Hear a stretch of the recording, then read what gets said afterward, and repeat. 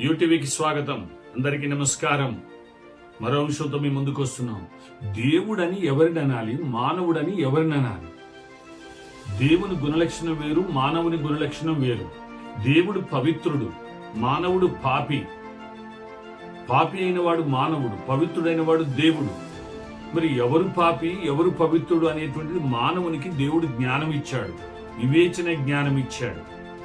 పాపి అంటే పాపపు లక్షణములు కామము, క్రోధము, లోభం, మదం, మోహం, మత్సరములు, ఈ అరిషడ్ వర్గాలు ఇవి కలిగిన వాడు. ఇవి కూడా జన్మత కలిగి ఉండాలి. కర్మత కలిగి ఉన్నవాడు మానవుడు, వాడు పాపి.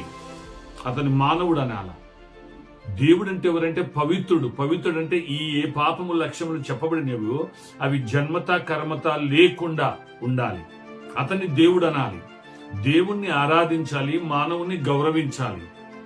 ఈ వ్యత్యాసాలు తెలుసుకోకుండా భూమి మీద మానవుడికి జీవించడం నీ జీవితం వ్యర్థమే. ఇవి తెలుసుకొని మానవుణ్ణి, దేవుణ్ణి ఆరాధించాలి, మానవుని గౌరవించాలి, ప్రేమించాలి. అప్పుడే నీ జీవితం ధన్యమైతుంది. దేవుడెవరో మానవుడెవరో తెలుసుకోకుండా భూమి మీద నీ జీవితాన్ని ముగిస్తే నువ్వు వెళ్ళేది నరకానికే. కాబట్టి తస్మాత్ జాగ్రత్త. దేవుడు ఎవరిని అనాలనో, మానవుడిని ఏమనాలనో, దేవుణ్ణి ఏ రీతిగా ఏం చేయాలనో, మానవుణ్ణి ఏం చేయాలనో అది నువ్వు తెలుసుకొని ఉండాలి. పవిత్రుడైనటువంటి ఆ దేవుని నీవు ప్రేమించు, ఆరాధించు, స్తుతించు, ఘనపరచు. నీ తోటి మానవులను నీవు ప్రేమించు, గౌరవించు. మానవుని ప్రేమించకు, మానవుని గౌరవించు.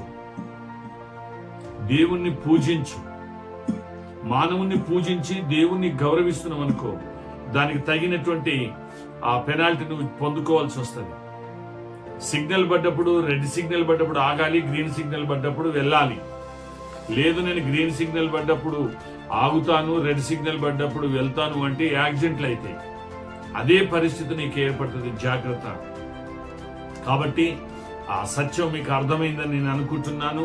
ప్రతి ఒక్కరూ వివేచన జ్ఞానం కలిగిన వారు ఆలోచించండి, సత్యం తెలుసుకోండి, సర్వసత్యం నడిపించబడండి.